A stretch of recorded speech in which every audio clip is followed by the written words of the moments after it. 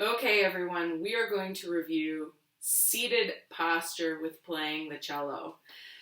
When you play the cello, the way you sit is a really important part of how you play, and that is special for the cello. Violinists, violists, bass players, they can all stand up and play, so it doesn't matter as much about the way that they sit. With us, it really matters because the way that we sit and the way that we kind of hold the instrument has a big impact on our ability to get around the instrument and to make a good sound. So we're going to take a little bit of time and review.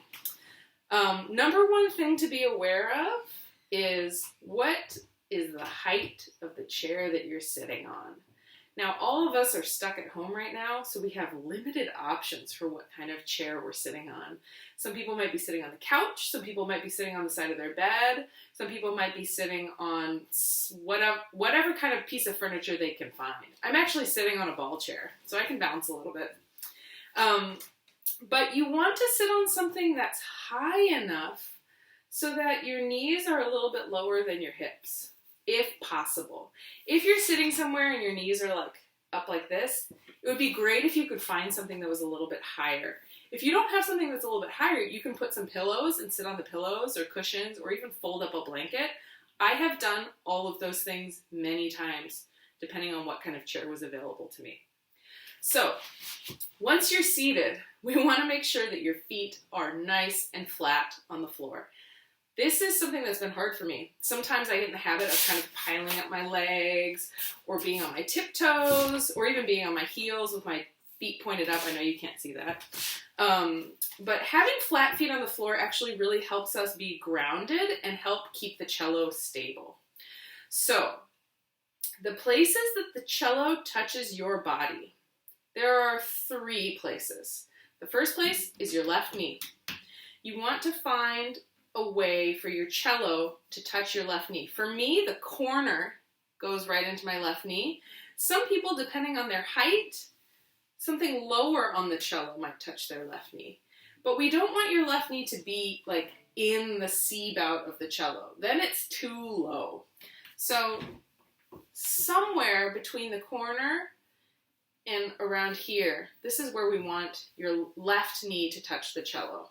Your right knee also touches the cello, but it doesn't have to be as much. It's not a stabilizing force the way your left knee is. And then the other main place is anywhere on your chest that's comfortable. The cello will touch anywhere on your chest that's comfortable. And then the third one, this one's really important, has to do with the pegs. Now you can probably see I have something that's called a posture peg here. So this peg does not stick out. I do still have a peg, it just doesn't stick out. And when I want to tune, I use a special key. But this peg, for me, does sometimes touch. But one of these pegs should touch somewhere. Somewhere, hopefully, so it's not like this. You're like, my neck. Somewhere kind of near your ear or somewhere where it doesn't feel uncomfortable to you. And part of that, too, is we want to make sure that the scroll is not touching your shoulder. There should be space. It's tempting to lay your cello on your shoulder, isn't it? But then you're going to have trouble shifting, like we've talked about shifting to 4th position, or we will talk about shifting to 4th position. But you're going to have trouble moving around the fingerboard if your cello is balanced on your shoulder. So you want to make sure that it's not touching your shoulder. So let's review. Left knee, either the corner or a little bit lower. Chest, anywhere that's comfortable. Peg, make sure it's not like kinking your neck. And then make sure that your scroll is not resting on your shoulder. So what about the end pin? How do you know how far to put the end pin out? Well, I'll tell you.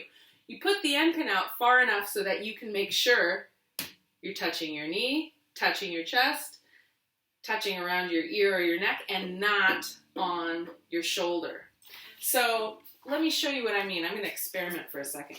Because every time you sit on a different chair, you have to experiment with your end pin. Let's make mine lower.